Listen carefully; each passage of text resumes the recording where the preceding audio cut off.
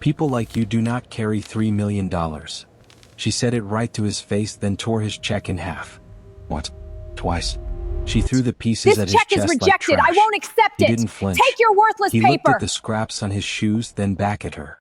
You just made the most expensive mistake of your life, he said quietly. Get out before I call the police, she laughed. In 4 minutes, her own regional manager would walk in, go pale, and call this man sir. Have you ever watched someone destroy their entire life in a single sentence?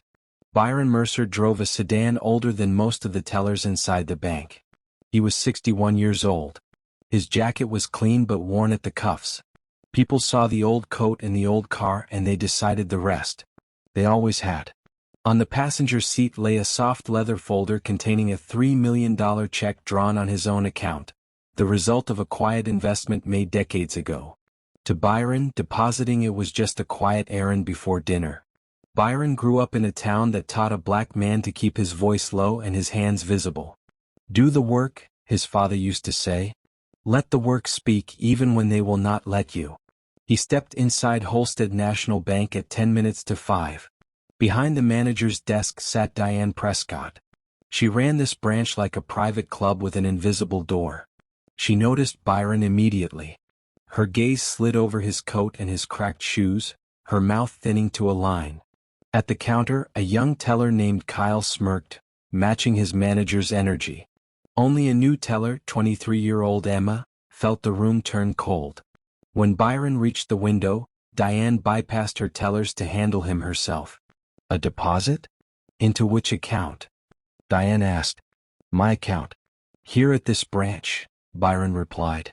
She typed in the number and something flickered across her screen. And where does a check this size come from?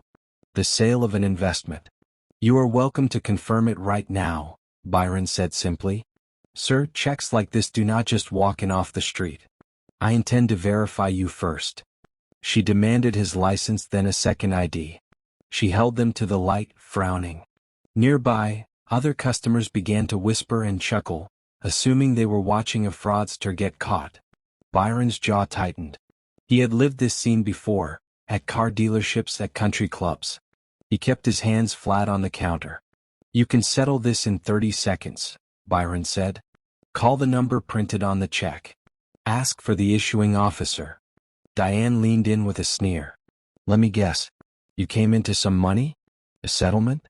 You do not get to hand me instructions in my own branch. In fact, I am freezing this account. That account is 30 years old, Byron noted, a threat of steel in his voice. Be very careful with what you touch. Is that a threat? Diane called out to the crowd. Did everyone hear that? He threatened me. Travis, stay close. I may need security. Emma tried to intervene, suggesting they just call the bank, but Diane snapped, telling her to shut up and count her drawer. Diane raised the check high for the growing crowd of onlookers, some of whom were now filming on their phones. This is a forgery. Anyone with a laptop can print a name. People like you do not carry $3 million. And then she tore it in half. A soft rip carried across the silent lobby.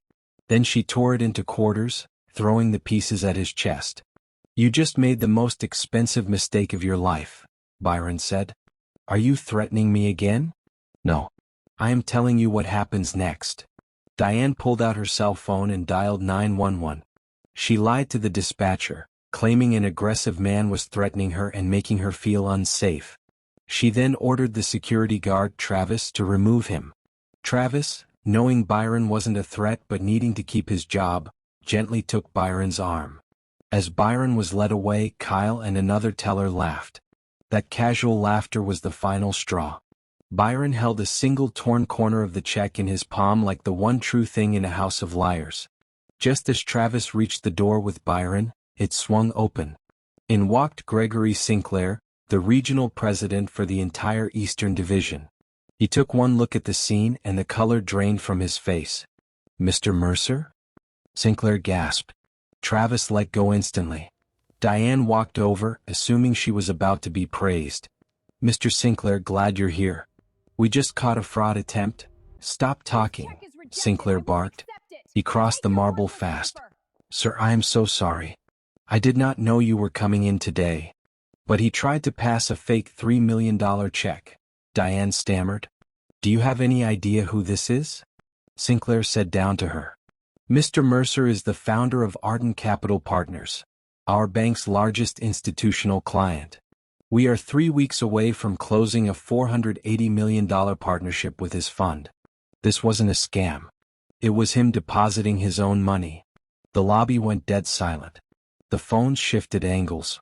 I didn't know. He didn't look like. Diane whispered. Like what? Byron asked quietly. Finish the sentence. Everyone is listening. Sinclair didn't hesitate. He fired Diane on the spot, right there in front of the crowd and the cameras, ordering security to escort her out. When the police arrived, Sinclair reported Diane for filing a false emergency report. Kyle, the smirking teller, tried to backpedal, but Emma stood up and told the officers the absolute truth.